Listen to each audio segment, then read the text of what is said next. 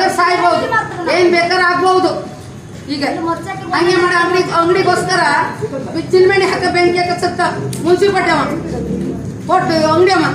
ಈಗ ಹಂಗ ಯಾರಾದ್ರು ಮೀನು ವ್ಯಾಪಾರದವ್ರು ಬೆಂಕಿ ಹಾಕ ಸಾಯಕ್ಕೂ ರೆಡಿ ಅವ್ರೆ. ನಾವು ಬಿಟ್ಕೊಡೋದಿಲ್ಲ ಮಾರ್ಕೆಟ್ ಮಾತ್ರ, ಜನ್ಮದಿ ಬಿಟ್ಕೊಡೋದಿಲ್ಲ ಆ ಮಾರ್ಕೆಟ್. ನಮ್ಗೆ ಬೇಕು ಯಾರ ಕೇಳಿ ಮಾರ್ಕೆಟ್ ವಾಸನೆ ಹಾಕ್ತಾರೆ ಅವರು. ಅಲ್ಲ ಈಗ ಯಾರು ತಗೊಂಡು ವಾಸನೆ ತಗೊಂಡು ಅವ್ರು ಕರೀಲಿಲ್ಲ, ಯಾರು ವಾಸನೆ ತಗೊಂಡು ಒಂದೇ ತಾರೀಕು ಯಾವುದೇ ಅಧಿಕಾರಿಗಳು ಬರುತ್ತಿಲ್ಲ. ಯಾವುದೇ ಪೊಲೀಸ್ ಅಧಿಕಾರಿ ಯಾರು ಮಾರ್ಕೆಟ್ ಹತ್ರ ಒಂದೇ ತಾರೀಕು ಬರುತ್ತಿಲ್ಲ. ಯಾವ ಅಧಿಕಾರಿಗಳು ಬರುತ್ತಿಲ್ಲ, ಯಾವ ಅಧಿಕಾರಿ ಯಾರ್ಯಾರು ಬರುತ್ತಿಲ್ಲ. ಒಂದೇ ತಾರೀಕು ಯಾರೇ ಇದ್ದಿದ್ರು ನೀವು ಬರುತ್ತಿಲ್ಲ. ಯಾರು ಸಾಯ್ಬಹುದು, ಹೋಗ್ಬೋದು, ಏನ್ ಬೇಕಾದ್ರೆ ಆಗ್ಬೋದು. ಒಂದೇ ತಾರೀಕು ಯಾರು ಮಾರ್ಕೆಟ್ ಖಾಲಿ ಮಾಡುತ್ತಾರೆ. ಹೆಂಗಸರು ಮಕ್ಕಳು ಮೇಲೆ ಕೈ ಹಾಕೋ ಬರುತ್ತಿಲ್ಲ. ಮಗಿನ ಸಮಾಜದ ಮೀನಿನ ವ್ಯಾಪಾರ ಅಂದ್ರೆ ಜೀವನ, ಮಗಿನ ಸಮಾಜದ ಮೀನಿನಿಂದ ಜೀವನ ಆಗ್ತದೆ. ಒಂದು ದಿನ 10 ಜನ 20 ಜನ ಸಾಯ್ತಾರೆ. ನಮ್ಮ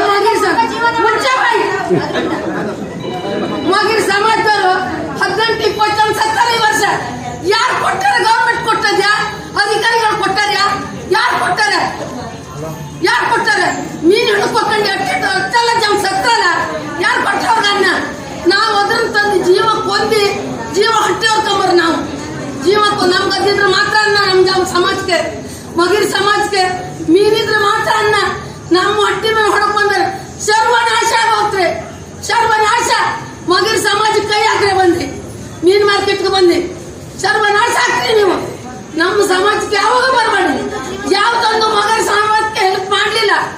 ಗೌರ್ಮೆಂಟ್ ಅಲ್ಲಿ ಆಫೀಸರ್ ಅಲ್ಲಿ ಯಾರು ಹೆಲ್ಪ್ ಮಾಡಿಲ್ಲ ಮಗರ ಸಮಾಜಕ್ಕೆ. ಯಾರು ಮಾಡ್ಯಾರ ಹೆಲ್ಪ್?